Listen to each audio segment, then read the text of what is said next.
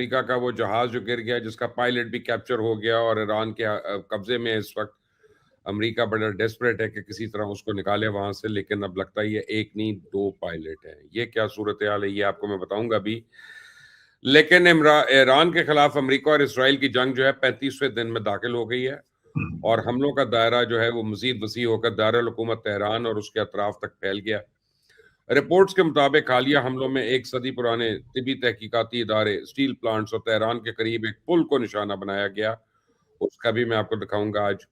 Iran के वजीर खारजा Abbas Araghchi ने वाजे किया है कि शहरी इंफ्रास्ट्रक्चर पर अमेरिकन हमलों के बावजूद ईरान किसी सूरत हथियार नहीं डालेगा।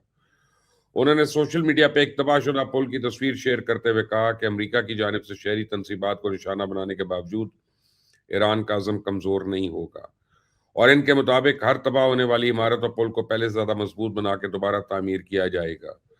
ईरान के पासदारान इनकलाब ने दावा किया है कि इसने अमेरिका और इसराइल के खिलाफ जवाबी कार्रवाई करते हुए खित्ते में मौजूद अहम फौजी और टेक्नोलॉजी आदाब को निशाना बनाया और पासदारान इनकलाब के बयान के मुताबिक ये हमले ऑपरेशन वादा सादिक 4 की 90वीं यानी 90th लहर के तहत किए गए, जिसमें अमेरिका और इसराइल की फिजाइया के 7 एयर बेसिस को निशाना बनाने का दावा किया। ईरान ने यह भी दावा किया कि सिर्फ 24 घंटे के अंदर 2 अमेरिकन F-35 स्टेल्थ तैयारे मार गिराए और इस तरह जंग के दौरान मजमूई तौर पर यह तीसरा F-35 है।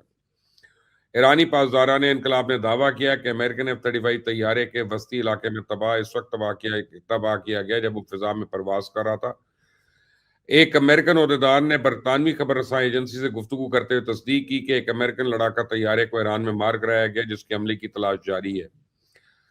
एक ईरानी गवर्नर ने गिराए गए अमेरिकी तैयारे के पायलट्स की तलाश के लिए अवाम से वसी पैमाने पर मुहिम शुरू करने की अपील की और उन्होंने कहा कि उसको बड़ा इनाम दिया जाएगा। यमन के हुतीज ने कहा कि इसराइल के खिलाफ मिसाइल का चौथा हमला किया गया और अहम मकामात निशाना बनाए गए और इसराइल की फौज ने यमन से मिसाइल हमलों की तस्दीक की है। अमेरिकन प्रेसिडेंट डोनाल्ड ट्रंप ने ईरान के हवाले से नहायत सख्त और जारियाना मौकफ अपनाते हुए एक बार फिर तेहरान को दो टोक पैगाम दिया कि फौरी मुआहिदा ना किया तो संगीन नताइज आ सकते हैं। चाइना के वजीर खारजा वांग ही ने खबरदार किया कि अगर मशरक़ वस्ता में जंग जारी रही तो आबनाए हुर्मुज़ मुस्तहकम नहीं होगा और पाकिस्तान ने एक बार फिर अमेरिका और ईरान के दरमियान मुज़ाकरात की कोशिशें जारी रखने का ऐलान किया। ताहम हुक्काम ने तस्लीम किया कि अमन के रास्ते में बहुत सी रुकावटें हैं। दूसरी जानिब बरतानिया तकरीबन 40 ममालिक के साथ मिलकर आबनाए हुर्मुज़ को दोबारा खोलने की बातचीत कर रहा है, क्योंकि इस अहम रास्ते की बंदिश ने आलमी तेल की तरसील को मुतासर कर दिया है। सऊदी वली अहद से रशियन प्रेसिडेंट का टेलीफोनिक राब्ता, खित्ते की बदलती हुई सूरत हाल पर तबादला ख्याल और अमेरिकन प्रेसिडेंट डोनाल्ड ट्रंप ने अहम हुकूमती ओहदों पर बड़ी तब्दीलियां करते हुए अटॉर्नी जनरल पॉम बॉन्डी को ओहदे से बरतरफ कर दिया। दूसरी जानिब अमेरिकन वजीर दिफा पीट हेगसेट ने अहम अस्करी ओहदे पर तब्दीलियां करते हुए आर्मी चीफ ऑफ जनरल रेंडी को उनके ओहदे से हटा दिया और उनके अलावा 12 और जनरल्स जो हैं उन्होंने उससे फारिग कर दिए हैं। प्रेसिडेंट डोनाल्ड ट्रंप ने एक बार फिर दावा किया कि वो जब चाहें बड़ी आसानी के साथ और किसी की मदद के बगैर भी आबनाए हुर्मुज़ को दोबारा खोल सकते हैं और आलमी खबर रसां इदारे के मुताबिक ईरान के साथ अमेरिका और इसराइल की जंग को 35 रोज हो गए, आबनाए हुर्मुज़ बंद है और ईरान के साबिक वजीर खारजा जवाद ज़रीफ ने ईरान को मशवरा दिया है कि मौजूदा जंग को ख़त्म करने के लिए फतह का ऐलान करे और एक ऐसा मुआहिदा करे ना सिर्फ मौजूदा तनाज़ा ख़त्म करे बल्कि मुस्तकबिल में किसी और जंग को भी रोके। और ईरान के साबिक वजीर खारजा कमाल खराजी जो है वो शहीद हो गए। ये कल बाकरी साहब ने हमें यहाँ पे बता दिया था। बहरहाल अब ऑफिशियली उनका आ गया इन्ना लिल्लाहि व इन्ना इलैहि राजिऊन। उसके बाद ईरान में एक अहम सफारती बाब जो है वो ख़त्म हो गया, बंद हो गया। मुझे ज्वाइन कर रहे हैं जनाब अली कादर गिलानी, एज यूजुअल हमारे साथ होते हैं। मुझे ज्वाइन कर रहे हैं जनाब राशिद नकवी साहब ईरान से और मुझे ज्वाइन करेंगे अभी जॉन हुसैन और थोड़ी देर के बाद मोहम्मद हुसैन बाकरी साहब भी ईरान से मुझे ज्वाइन करेंगे। आप सबका बहुत बहुत शुक्रिया। पहले अली मैं आपको ये चीज़ दिखाऊं, एक के वॉशिंगटन पोस्ट की ट्वीट है। वो कहते हैं कि US fighter jet crashed in Iran prompting a search and recovery mission for the 2-person crew. Fate of the crew is not immediately known. एक पायलट का तो हमें पता है कि गिरफ्तार हो गया, लेकिन दूसरे पायलट की इत्तला नहीं है कि वो एस्केप कर गया है, कि वहीं पे है। क्या हो रहा है वहां पे? जी अली। सर, पहले तो since you are an aviator, मैं आपसे सवाल करना चाहूंगा, ये फाइटर जेट का एजेक्शन सिस्टम, इसका प्रोसेस क्या होता है? एंड इसमें अगर दो पायलट्स हैं जिनमें से अगर एक गिरफ्तार हो गया तो दूसरा उससे, यानी किस तरह दोनों अलहदा हुए हैं और क्या सिलसिला होता है? क्या आगे पीछे इनका एजेक्शन सिस्टम है या इसमें कोई टाइम लगता है? क्या इसमें थोड़ा सा एलेबोरेट करें हमें। देखिए, बात यह है कि मुझे F-35 का तो नहीं पता, लेकिन जनरली आपको बताता हूँ कि हर इजेक्शन सीट जो होती है उसके ड्यूल प्रोसीजर होता है। उसको इजेक्ट करने का सिंगल नहीं होता, ताकि अगर एक फेल हो जाए तो दूसरा जो है वो भी उसको निकाल सकता है। और यूजुअली मुझे नहीं पता इस पे दो पायलट क्यों थे, कोई ट्रेनर प्लेन था, क्या था? असूलन तो सिंगल पायलट होना चाहिए। लेकिन हो सकता है वो दूसरे पायलट के मुतालिक हो कि वो दो प्लेन जो क्रैश हुए हैं उन्होंने क्लेम किया ईरान ने, तो उसकी वजह से हो। अब सबसे इम्पोर्टेंट बात आपको मैं बताता हूँ कि ये जो इजेक्शन सीट है ना, ये बड़ी डूबियस चीज होती है। एयरफोर्स वाले आपको बेहतर बता सकते हैं, लेकिन बहुत ज्यादा तादाद में एक बारी जब आप इजेक्ट करते हैं और अगर आपकी पोजीशन सही ना हो, आपका एंगल सही ना हो, या आपकी हाइट आपकी सही ना हो, तो फिर आप सारी उम्र के लिए रह भी जाते हैं। क्योंकि इसमें मेन इंजरी जो होती है इजेक्ट करने पे, क्योंकि बड़ा सीरियस चार्ज आपको नीचे, आप समझे ब्लास्ट है डायनामाइट का नीचे जो होता है और आपकी सीट को बाहर निकालता है, तो स्पाइनल कॉर्ड जो है उस पे बहुत वेट है। सबसे ज्यादा वेट इस पे गर्दन और स्पाइनल कॉर्ड पे पड़ता है। तो बहुत ज्यादा पायलट, जैसे अभिनंदन जो था, वो फ्लाइंग के काबिल नहीं रहा था इजेक्ट करने के बाद, और उसकी परमानेंट डिसेबिलिटी हो गई थी, और उसको उन्होंने एक सेरेमोनियल तोते तूते पेंट करने के लिए रख लिया था वहां पे, लोगों को दिखाने के लिए। लेकिन ये इजेक्शन सीट जो है, ये एक आप समझे कि इसका मतलब है कि पायलट के कंट्रोल में जहाज बिल्कुल भी नहीं है। और यानी इसका मतलब है कि या तो मैकेनिकली बिल्कुल कोलैप्स कर गया, इनकैपेसिटेट हो गया, या उसको ऐसी हिट पड़ी है कि प्लेन रिकवर नहीं कर सकता और it is doom to crash. तो वो, मुझे नहीं पता उसका एंगल ऑफ डिसेंट क्या था उस वक्त जब पायलट को लगी है, और वो गिरते गिरते उसने जैक किया, उसने ऊपर की साइड पे जैक किया, साइडवेज किया, नीचे की तरफ किया, गॉड नोस। अब वो तो हम फुटेज देखेंगे तो पता चलेगा। और एक पायलट तो बहरहाल रेस्क्यू हुआ है, जिसका आप मुझे कह रहे थे कि उसका पता नहीं गिट्टे गोटे को रो रहे हैं वो, कि जी उसका जी, वो वो चल। ये बीबीसी में वो उन्होंने कंफर्म कर दिया कि वो जहाज तो उनका तबाह किया ईरान ने।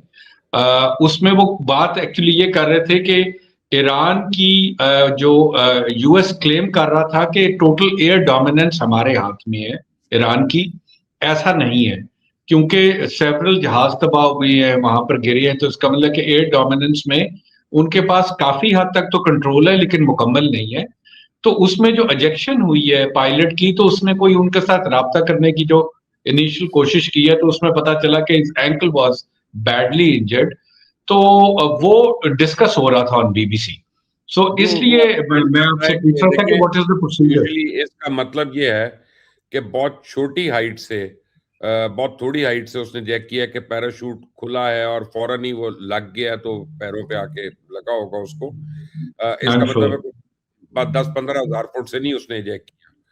तो यानी उसने लास्ट मिनट तक अपने प्लेन को सैल्वेज करने की कोशिश की है, तब हिट तो ऊपर हुआ होगा ना, क्योंकि उसको मिसाइल वगैरह जो है। देखिए, इसमें स्टेल्थ में भी एक बात समझने की जरूरत है। जॉन हुसैन, अस्सलाम वालेकुम, कैसे हैं आप? सर कैसे हैं तो आप? सलाम अलैकुम अली भाई, सलाम मशहूर भाई। अब मैं नाजरीन को एक बात बता दूं कि अगर आप ईरान के मुतालिक लेटेस्ट अपडेट, अस्सलाम वालेकुम छोटे जॉन, क्या हाल है आपका?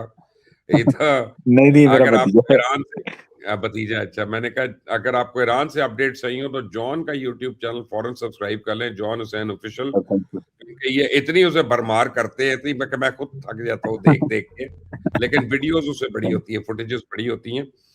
अली, उसमें प्रॉब्लम ये है कि जब पायलट जो है वो, अब उसने बिल्कुल नीचे आके अगर उसने इजेक्ट किया है, तो उसका एंगल ऑफ इजेक्शन क्या है और उसके पैराशूट को कितना टाइम मिला है खुलने के लिए, उससे वो उसको काफी वो हो सकता है। और मैं आपको जो बता रहा था कि देखिए, F-35 एक स्टेल्थ प्लेन है, और स्टेल्थ प्लेन जो है ये रडार पे ये नहीं है कि बिल्कुल नजर नहीं आएगा।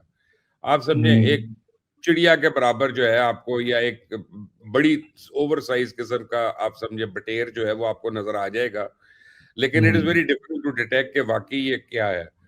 तो अब चाइनीज क्या कर, ये ईरानियंस क्या कर रहे हैं कि इन्होंने रशिया से हीट सीकिंग मिसाइल लिए हैं।